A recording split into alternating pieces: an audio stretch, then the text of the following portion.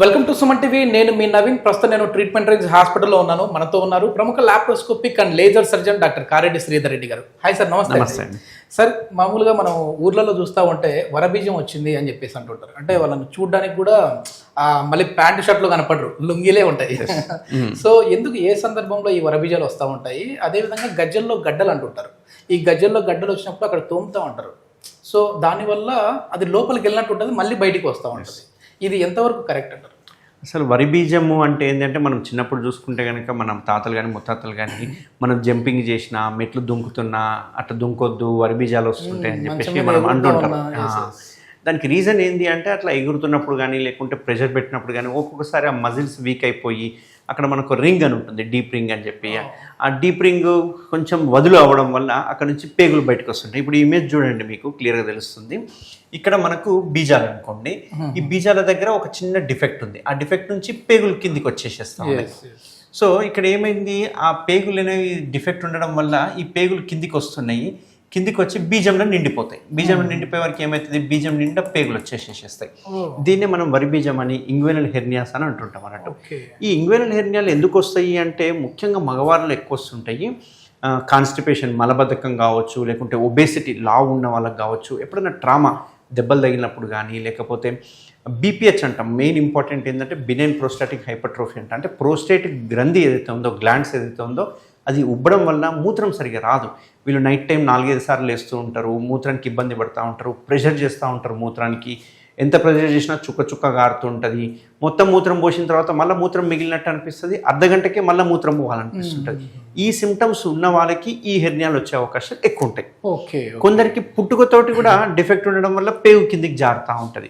ఇప్పుడు మీరు బాగా అబ్జర్వ్ చేసుకుంటే గనక బీజం నిండా పేగులు ఉంటాయి. ఆ బీజం మీరు జస్ట్ టచ్ చేసి చూస్తే గనక ఒక్కొక్కసారి పేగులు కదలిక కూడా మనకు తెలుస్తుంది.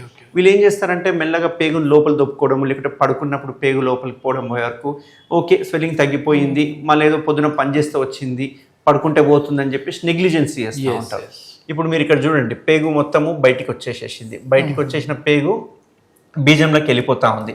వన్స్ బీజంలోకి వెళ్ళిపోయిన తర్వాత ఈ రింగ్ ఏదైతే ఉందో, ఇక్కడ కనిపిస్తున్న రింగు, ఆ రింగ్ టైట్ అయిపోతుంది. ఎప్పుడైతే టైట్ అయ్యిందో, ఒకవేళ పేగు మొత్తం బయటికి వచ్చాక లోపలికి వెళ్ళలేకపోయిందో, దాన్ని అబ్స్ట్రక్టెడ్ ఇంగ్వేనల్ హెర్నియా అంటాం. అది మోస్ట్ డేంజరస్, ఫేటల్. ఓసారి ప్రాణాలు పోయే అవకాశాలు కూడా ఉంటాయి. చాలామంది ఏంటి అంటే, సోషల్ స్టిగ్మా కావచ్చు, లేకుంటే అవగాహన లేకపోవడం కావచ్చు, లేకపోతే ఆ ఏరియాలో గడ్డాన్ని చెప్పుకోవడానికి ఇబ్బందితోటో, లేకుంటే చెప్పుకోకుండా కొందరు ప్యాంట్లు లూజ్ వేసుకోవడము, లుంగిలు వేసుకోవడం కూడా చేస్తూ ఉంటారు. బట్ రీసెంట్గా నా దగ్గరకు ఒక పేషెంట్ వచ్చారు. దాదాపు 15-20 సంవత్సరాల నుంచి ఉంది, పైకి కిందికి లోపలికి వెళ్ళిపోతూ ఉంది. ఓపెన్ చేస్తే ఇంత పెద్దగా ఉంది, మొత్తం పేగులని కిందనే ఉన్నాయి. సో ఆయన ఏంది అంటే, ప్యాంట్ వేసుకుంటే తెలిసిపోతుందని లుంగిలు కట్టుకోవడం అలవాటు చేసుకుని ఇట్లాంటివి చేస్తున్నారు.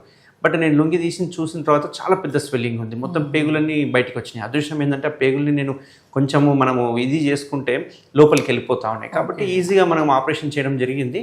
బట్ ఇట్లాంటి వాళ్ళకి లాంగ్ స్టాండింగ్ ఉన్న వాళ్ళకి ఏమవుతుందంటే, అక్కడ కండరాలన్నీ వదులైపోతాయి. ఎందుకంటే ఇంతవరకు పేగులు వచ్చే వరకు ఏమవుతుందంటే, ఆ రింగ్ ఏదైతే ఉందో, డీప్ రింగ్, అదంతా లూజ్ అయిపోతుంది. లూజ్ అయిపోవడం వల్ల సర్జరీ టఫ్ ఉంటుంది, అండ్ మెష్ కూడా అంత ఈజీగా ఆగదు. అక్కడ మళ్ళీ రిపేర్ చేసుకోవాల్సిన అవకాశం పడుతుంది.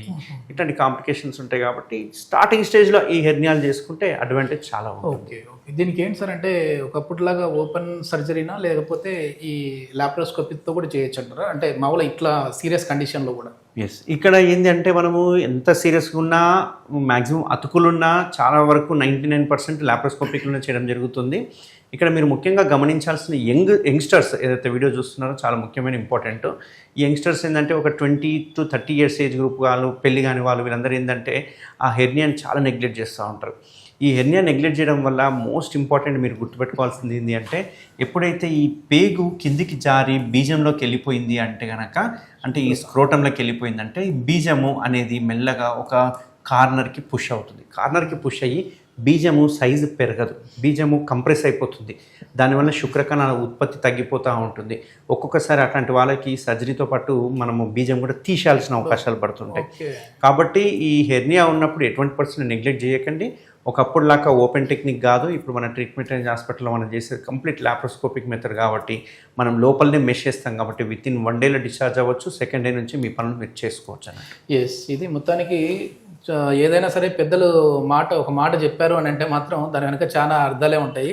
సో అనవసరంగా డ్రాయర్లు లేకుండా ఎగరడం కావచ్చు, ఇట్లాంటి గెంటడం కావచ్చు, దూకడం కావచ్చు చేశారంటే మాత్రం ఇట్లాంటి ప్రాబ్లమ్స్ వస్తాయి. కానీ ఒకసారి ఈ ప్రాబ్లం వచ్చింది కదా అని చెప్పేసి దాన్ని దాచిపెట్టుకోకుండా డాక్టర్ దగ్గరికి వెళ్ళేసేసి నాకు ఈ ప్రాబ్లం ఉంది అని అంటే కోత కాకుండా ఇప్పుడు లాప్రోస్కోపిక్ సర్జన్ అయితే 100% సక్సెస్ రేట్తో ట్రీట్మెంట్ రేంజ్ హాస్పిటల్లో అయితే చేస్తూ ఉన్నారు డాక్టర్ కారెడ్డి శ్రీధర్ రెడ్డి గారు.